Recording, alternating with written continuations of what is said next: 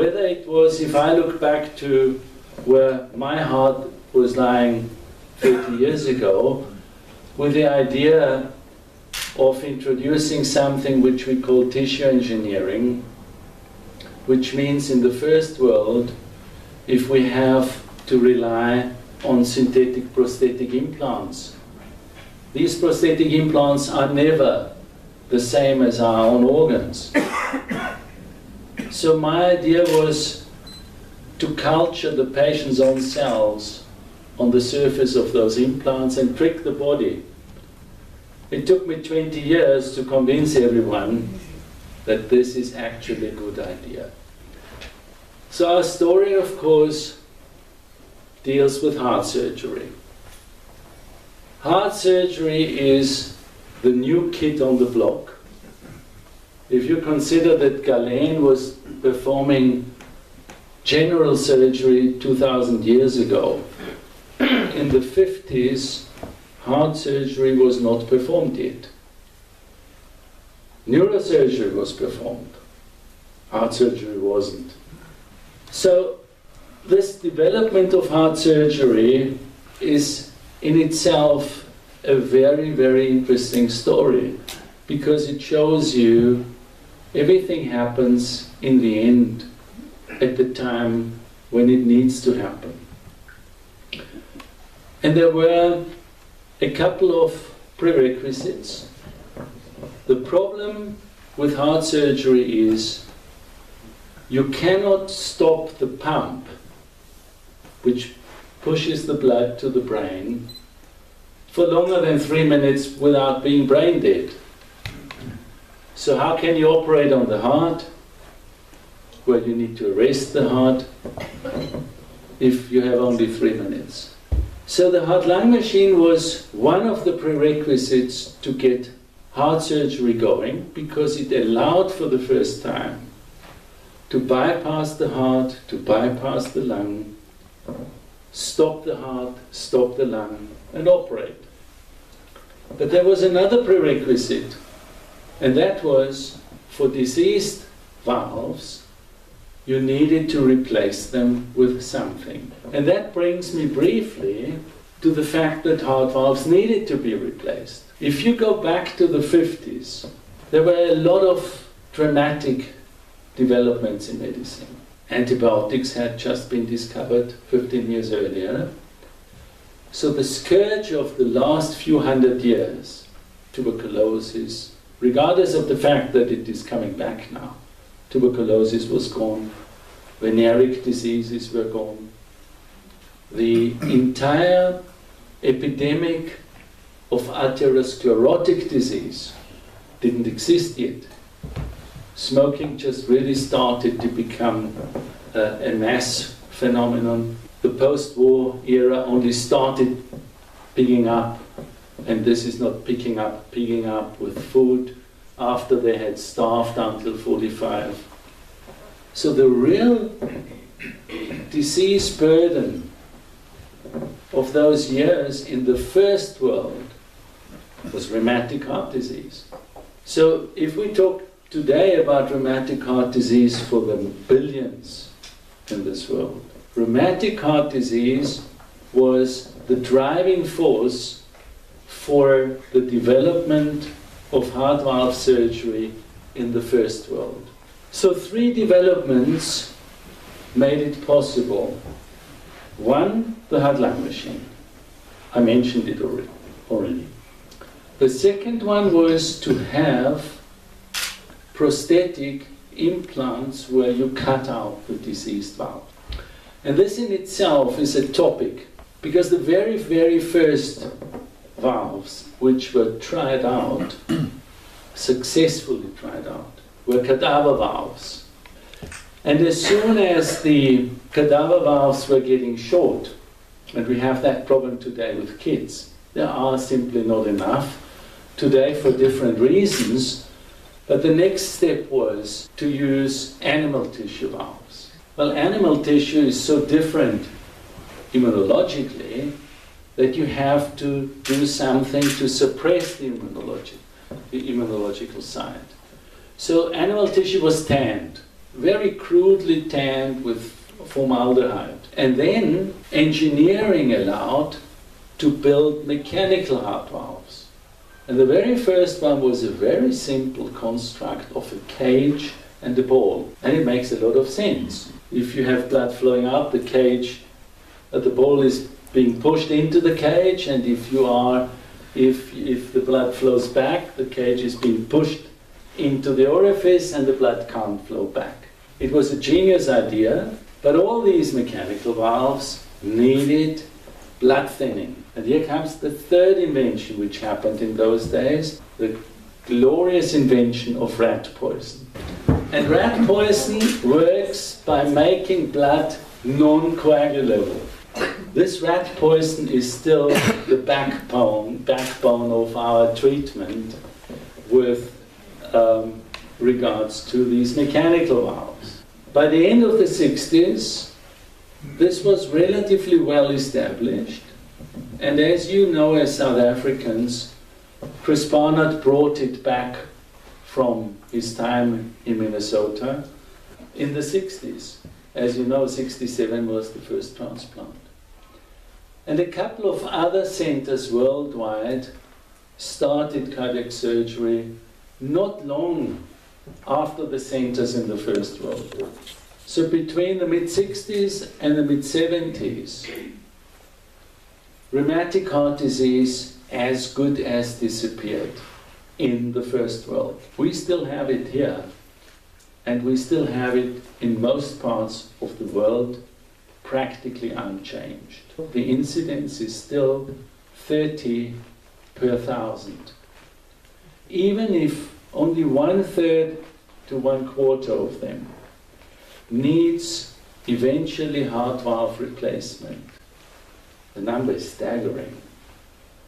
So if you extrapolate the African numbers to say for 1 billion people, this would result in 30 million Africans only suffering from rheumatic heart disease. And if you extrapolate it to the annual need for heart valve replacements, it's about 200,000 heart valve operations, which a continent like Africa, but India, Brazil, large parts of China would still need. So this is the burden of disease development which rapidly went apart between the First World and the developing world. Something else happened, and that was the realization that everything in life and in medicine which happens in young people happens so much faster.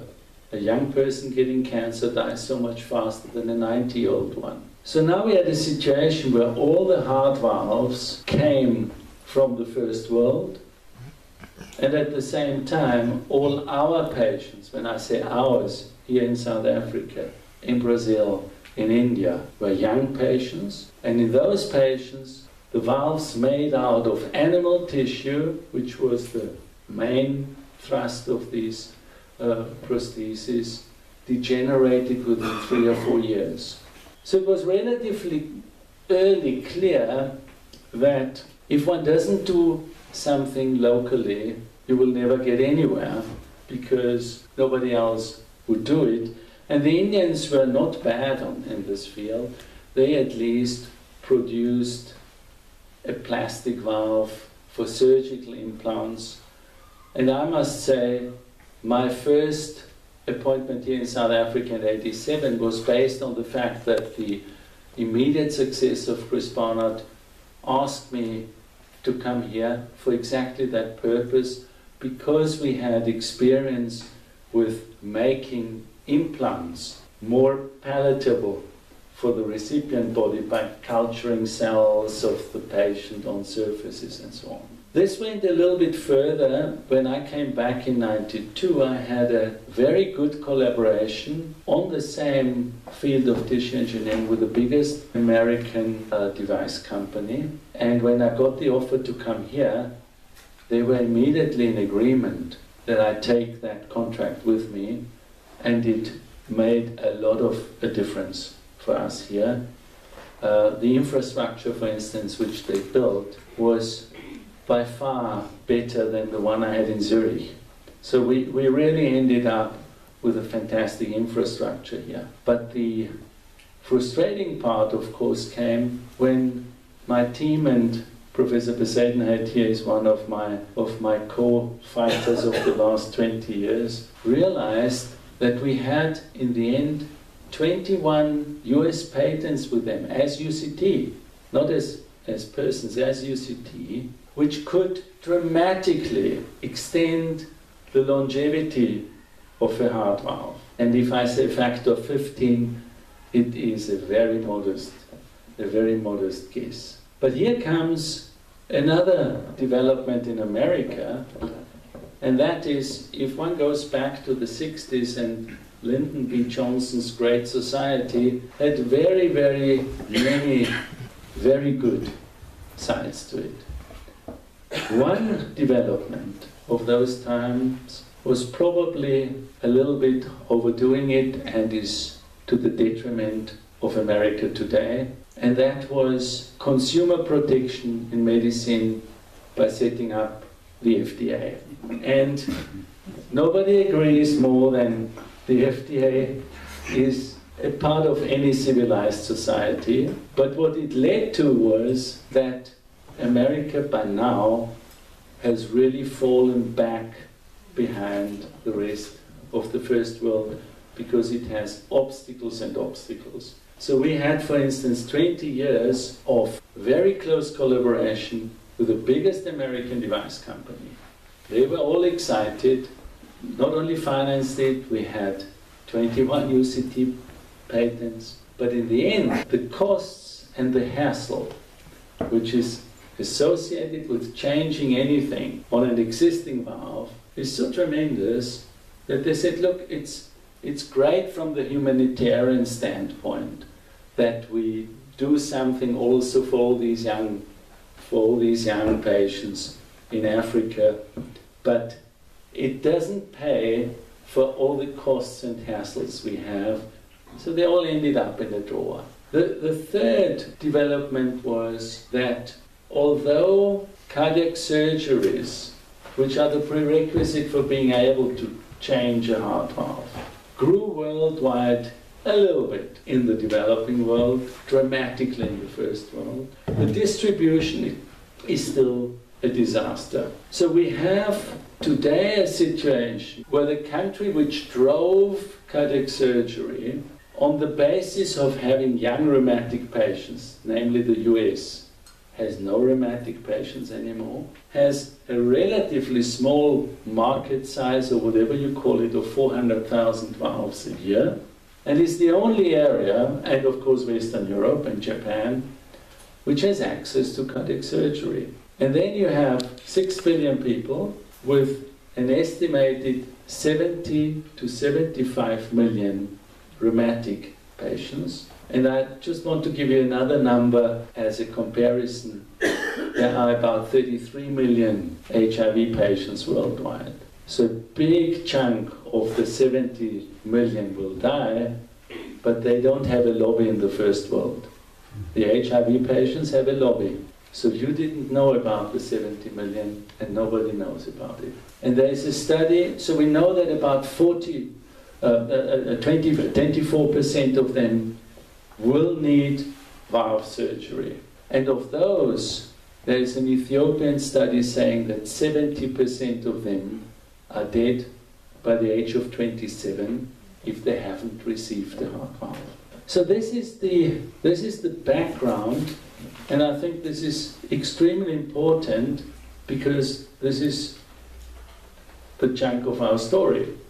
We have a situation, and we had a situation, which affects the majority of the world, and nobody does anything. So one of the first steps was that we tried to analyze where are the gelling points for us to come on board and do something ourselves. We had 20 years of experience with a big American valve company. We knew that we won't get anywhere there.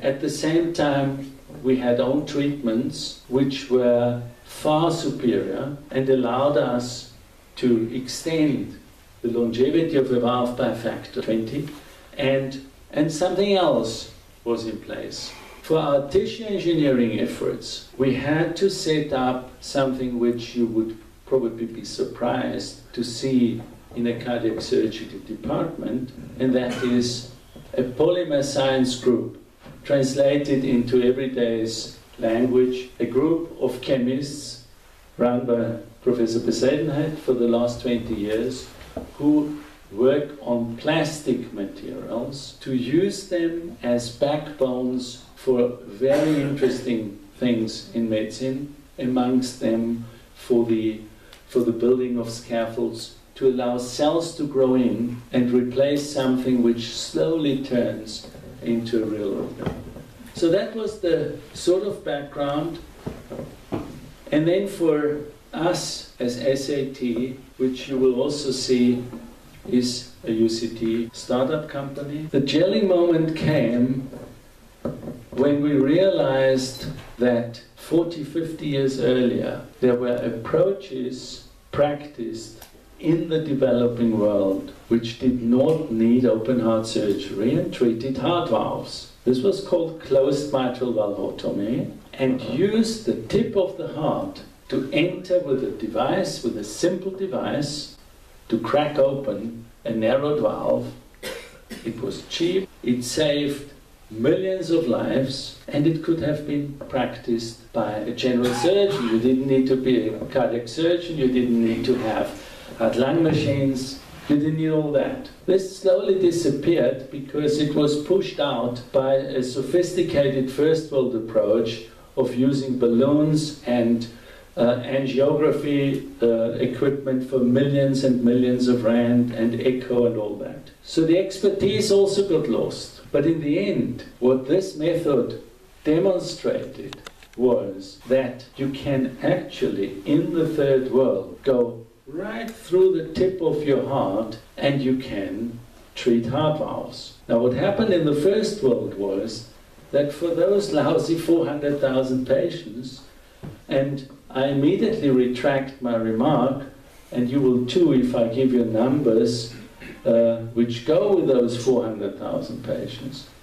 So these 400,000 patients have a minimum turnover of $1.2 billion every year, and acquisitions go as high as $1 billion, again just for one other valve. So this very pushed up, small, limited market had gone one step further and said, okay, with those profit margins, we can actually take up all the other surgeons in the world who had for the last 15 years, 20 years already, pushed surgery into minimal invasive approaches. And those minimal invasive approaches were initially just small incisions and video assisted help, but with heart valves it went that one step further and used catheter-based technology. So if one looks today at Central European centers, more than 50% of heart valve replacements are already performed on the basis of a catheter and not on splitting the chest. If you go into one of those operating theaters, you will be deeply intimidated. There are expensive angiography equipments, echo, cardiac surgeons and cardiologists together, heart-lung machinists. So this is the ultimate of sophisticated approaches to medicine, and expensive one. But because of us remembering, and I think Susanne Fossler and I are probably the last ones for a long time who have still performed these closed mitral valvotomies with the so-called TAPS dilators, where you just stuck the thing in and cracked the valve, and it worked. So it was extremely encouraging to see, on the one hand, this is an option. On the other hand, you had all the frowning faces of the first world guys who said, I mean, just please look at our so-called hybrid theaters, and you really think this is the solution for the third world. And I think we did the right thing to steer the course. And we said, yes, it is. We just need to simplify the procedures to a degree where everyone can do it again. So that was one aspect of our goals. The other one was to say, well, the American company may sit on 21 patents, but we have published a lot in between, and we still have enough access to treatments which we could finally implement. Valves which we implant would last 10, 20 times longer. And thirdly, the fact that we had a polymer lab with a team of chemists who are experts in the field of plastic science encouraged us to go one step further and say, okay, we need something simple, we need something which defies everyone by not needing heart-lung machine and open heart surgery, but we want to achieve a third point. Today's so-called transcatheter valves are being sutured by, funnily enough, worldwide by Koreans. And it takes one person 24 hours to suture such a valve. The costs of such a valve are 30,000 euros. So you can imagine that wouldn't really support our concept. So we said, why not use all the expertise we have in-house on working in cardiovascular prosthesis with plastic and make plastic valves. So that was the starting point. Be simple, be cheap, and use an access which would open up cardiac interventions like valve therapy to about 200,000 in Africa alone. So where are we today? We had extremely exciting 3 years now where we could demonstrate that the principle of delivering heart valves, which are long-lasting, cheap, in a simple way to the many in need, was very often demonstrated in our animal experiments so far. And we are at a stage where we have much more IP than we had ever dreamed of. Because if you get these excited, enthusiastic young people on board, you get double rewards. For me, I'm always saying, for me, the reward of an aging guy is to be surrounded by youth. It's wonderful. The whole enthusiasm which comes there. But of course they have better ideas. We are running in our old well-established tracks.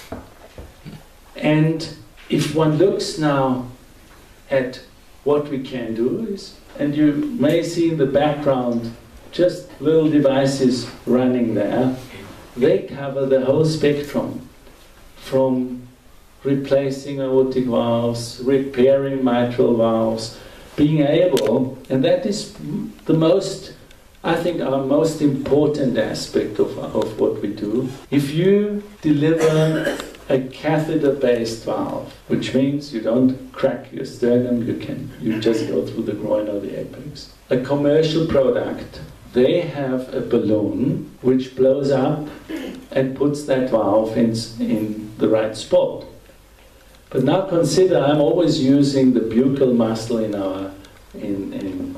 for biting. This buccal muscle is a very tiny thing, but it deploys 60 to 80 kilopond of force. Imagine a hard muscle, 3 centimeters thick and big. If you occlude that with a balloon, it will be shot out like a cannonball, and it goes all the way up in your brain. So what one needs to do is one needs to interrupt again the heart from ejecting. They pace it very fast, the heart does nothing, and it's really not something which I would recommend to a general surgeon who has never seen a heart. So one of the backbones of our approach is that we have hollow delivering devices. We have hollow balloons, we have expanders which keep the blood flowing while we deploy the valve, and they are self-homing, that anyone in Uganda sees it once and can put it in. So I really think we have to thank many things in life a lot for these 3 years. We are grateful to be embedded at UCT. That was one of the best things.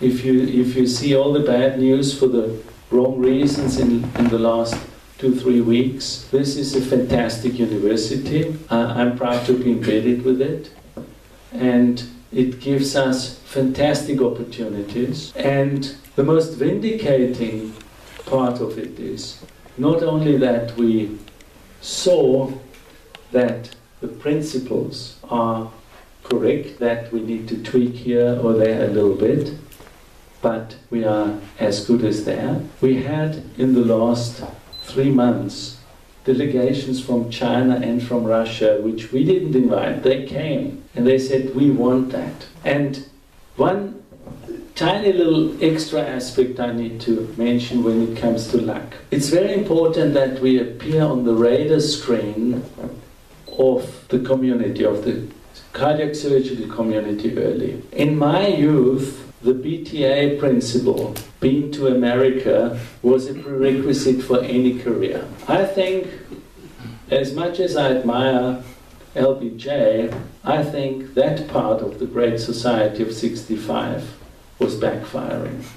America has lost the edge. And it's all happening now in Central Europe. So the very big centers for transcatheter treatments are all in Germany, Switzerland and Austria. And here I had the advantage of having been trained there. So it was a little bit of a kickstart for contacts, but I must say every single one of them not only came out once, they are so full-heartedly on board and supporting it, and that has nothing got to do with my initial advantage, that has got to do with the concept. So, closing it again, these exciting 3 years were a new path in a 35-year-old career and brought a lot of joy into my life, and I can only wish all those people who are close to my heart to just experience the same and be aware of the opportunities relatively early and don't shy back of initial obstacles. Thank you for your attention.